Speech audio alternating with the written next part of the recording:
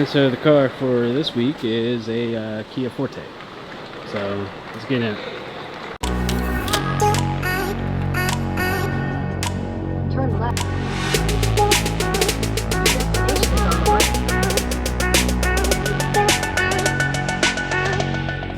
So I'm definitely not used to this cold and or this chilliness in Virginia, coming from San Diego.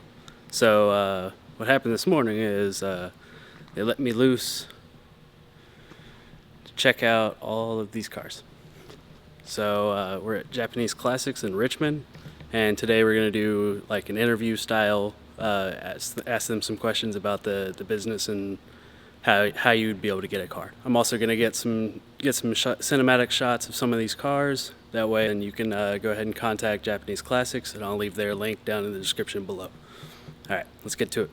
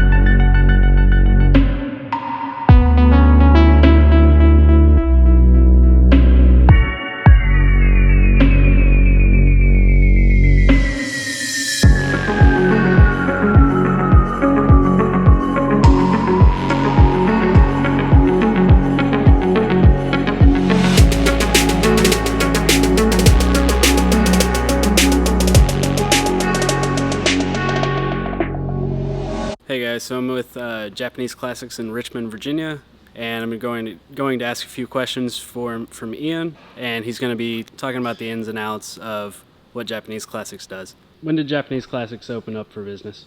So we first started bringing in cars over in 2011, so things have changed a little bit and come a little ways since then, but it's been a fun journey so far.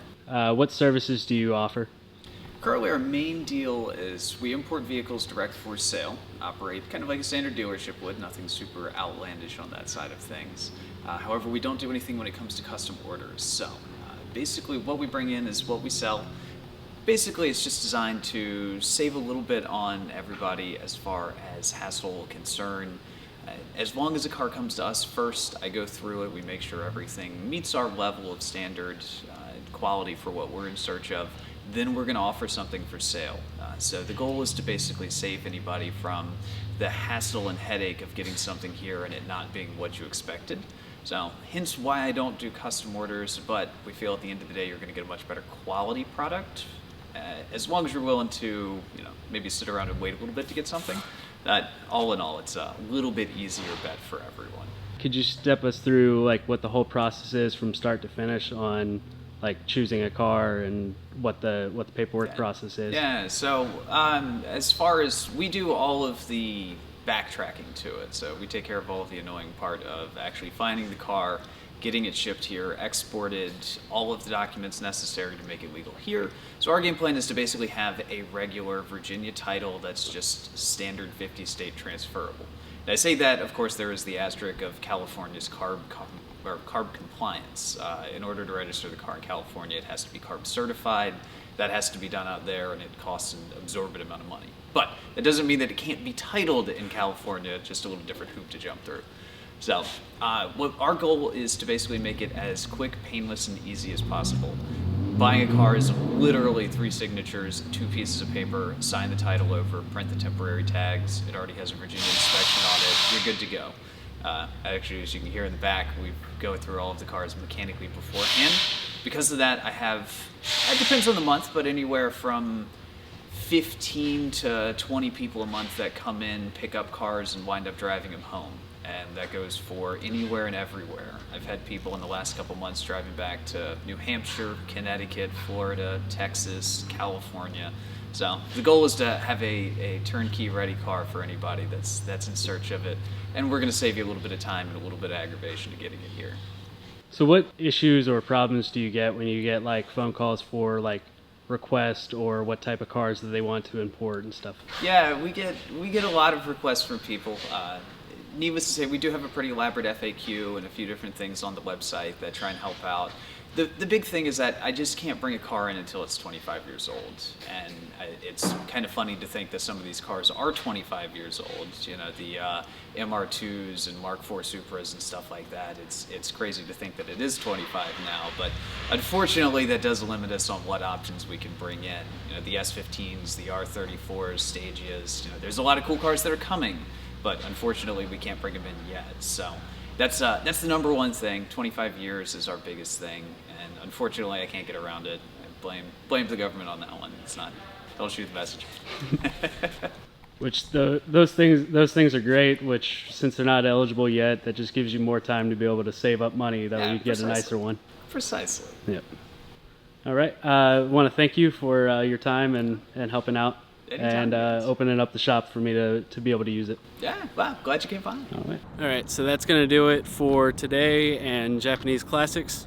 So comment below what car you would get and what you want to import here soon if you had the option. If you're new here and you like this kind of content, then hit that subscribe button. Check that notification bell so you don't miss any future videos, and let me know what you want to see in the future. All right, peace.